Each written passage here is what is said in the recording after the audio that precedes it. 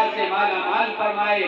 میرے دوستوں بزرگوں، ایک بات کہہ کر اپنی بات ختم کرتا ہوں۔ ہمارے یہ مدرسے والے، ہمارے یہ مولانا سفیان صاحب ہوں، مولانا اویس صاحب ہوں، دیگر حضرات، دیگر اہل مدارس ہوں، ہم یہ سمجھتے ہیں ہم مدرسے والوں پر احسان کرتے ہیں، ہم ان کا تعاون کرتے ہیں۔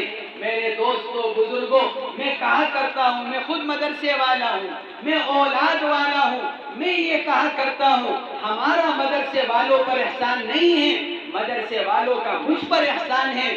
اللہ نے قرآن پاک میں ارشاد فرمایا، ہمارا بچہ قرآن پاک کی آیت پڑھ رہا تھا، یا ایھا الذین آمنوا قوا انفسکم واہلیکم نارا، اے ایمان والو اپنے آپ کو جہنم کی آگ سے بچاؤ، اپنے گھر والوں کو جہنم کی آگ سے بچاؤ، اپنی اولاد کو جہنم کی آگ سے بچاؤ۔ اولاد میری ہے، اولاد کو جہنم سے بچانے کی ذمہ داری قرآن مجھ پر ڈالتا ہے، میرے گھر والوں کی ذمہ داری قرآن مجھ پر ڈالتا ہے۔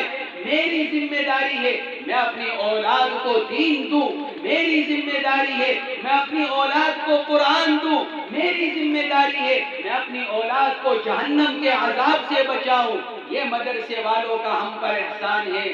مدرسے والے یوں کہتے ہیں، آپ اپنی اولاد بھی ہم کو دے دیجئے، آپ اپنی ذمہ داری بھی ہم کو دے دیجئے، آپ اپنی ملازمت پر جائیے، آپ اپنے کاروبار کو کیجئے، آپ اپنی زمینوں کو دیکھیے، اپنی ذمہ داری جو اللہ نے آپ کے اوپر آپ کی اولاد کی ڈالی ہے وہ ہم کو دے دیجئے، ہم آپ کی ذمہ داری کو پورا کریں گے۔ اللہ کے یہاں آپ اپنی ذمہ داری کی طرف سے جواب کے لائق ہو جائیں گے۔ آپ اپنی اولاد دے دیجئے، آپ اپنی ذمہ داری دے دیجئے۔ میرے دوستوں بزرگوں، ماں اور بہنوں، ہمارا مدرسے والوں پر احسان نہیں ہے کہ ہم اپنی چند پیسوں سے ان کا تعاون کر دیتے ہیں، نہیں، مدرسے والوں کا ہم پر احسان ہے، اللہ کی ڈالی ہوئی ذمہ داری کو وہ پورا کر رہے ہیں۔ ہمیں فارغ کر رکھا ہے دنیا کمانے کے لیے، وہ دنیا جو موت پر ختم ہو جائے گی، وہ دنیا جو آخرت میں کچھ کام نہیں آنے والی ہے، لیکن اس کے باوجود انہوں نے ہم کو فارغ کر دیا ہماری دنیا بنانے کے لیے، دنیا کمانے کے لیے۔ اس لیے ہم مدرسے والوں پر احسان رکھنے کے بجائے مدرسے والوں کا احسان مانے۔ اللہ رب العزت ان اہل مدارس کو جزائے خیر مرحمت فرمائے، اور ہمارے ان اکابر کو جنہوں نے اب سے 150 سال پہلے دارالعلوم اور مظاہر علوم کی شکل میں یہ اسلامی قلعے قائم کیے، کہ آج ان اکابر کی فکروں کی بدولت، ان اکابر کی قربانیوں کے اور اخلاص کی بدولت آج ہم مسلمان بنے بیٹھے ہوئے ہیں، آج ہم اسلامی شناخت کے ساتھ بیٹھے ہوئے ہیں۔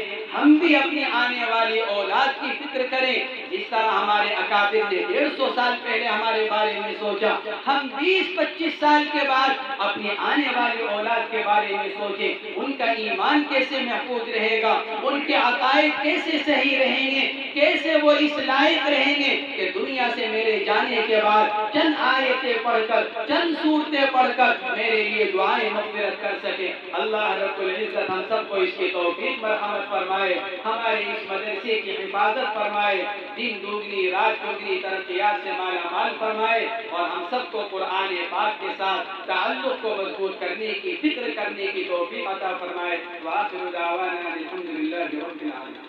جزاکم اللہ خیرا۔